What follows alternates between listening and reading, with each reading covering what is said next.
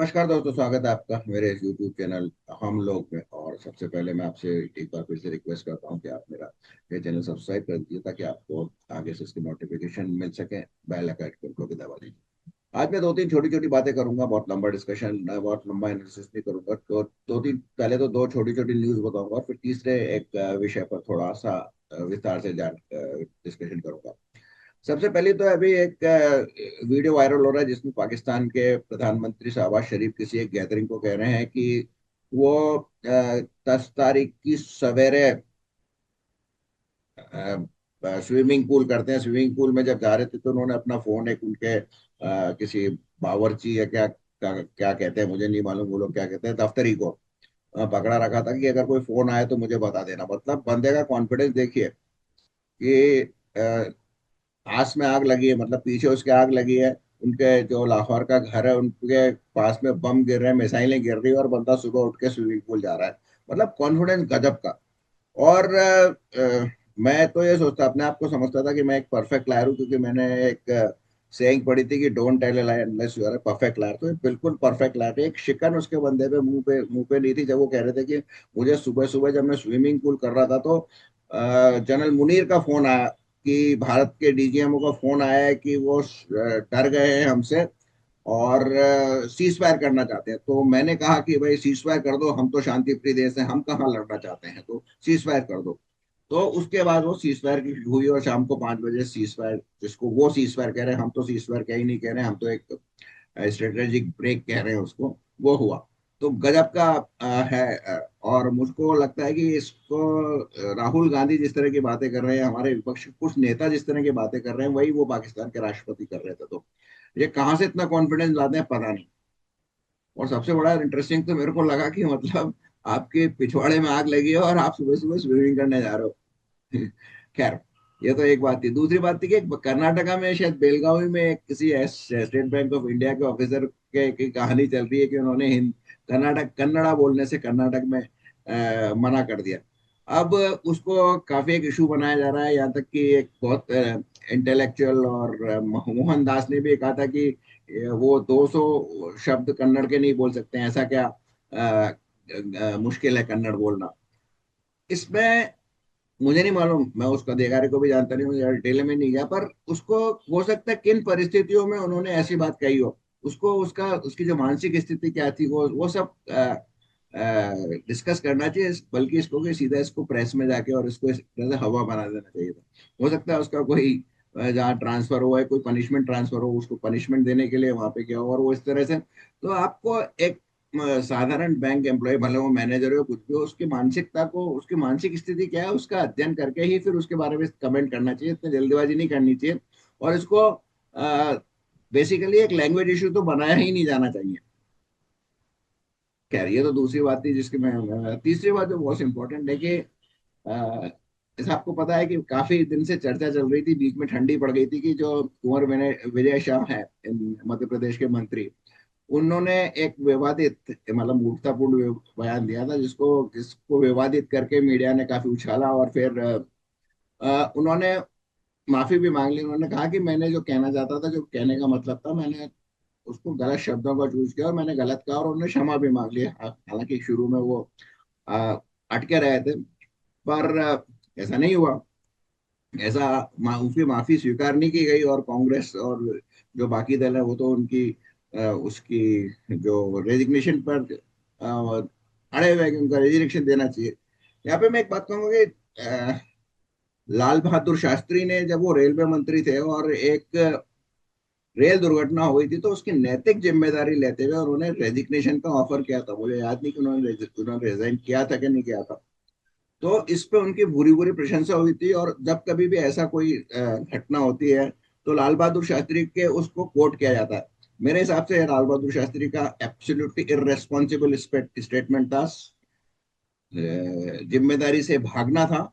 यदि आप, और एग्जैक्टली ऐसा जब अश्विन जो मिनिस्टर है वाशुरी वैष्णव, उन्होंने उनके समय भी जब एक्सीडेंट हो गया तो उनसे भी मांग की थी, तो उन्होंने बहुत करारा जवाब दिया था, इंस्टेड ऑफ के इसके बजाय कि जिम्मेदारी से भागने और रिजाइन करने के। तो मैं वो शास्त्री जी का बहुत सम्मान करता हूँ, वो सम्मानीय प्रधानमंत्री थे, लेकिन वो मैं उनके उस एक्शन को अप्रूव नहीं करता हूँ, जिम्मेदारी से भागने वाली बात है।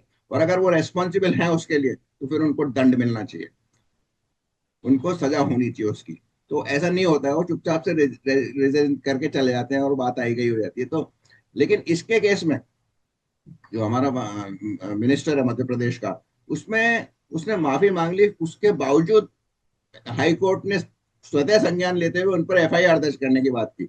अब क्योंकि पुलिस मध्य प्रदेश में बीजेपी का शासन है, तो उनके पुलिस ने बहुत हल्की फुल्की धाराएं लगाई।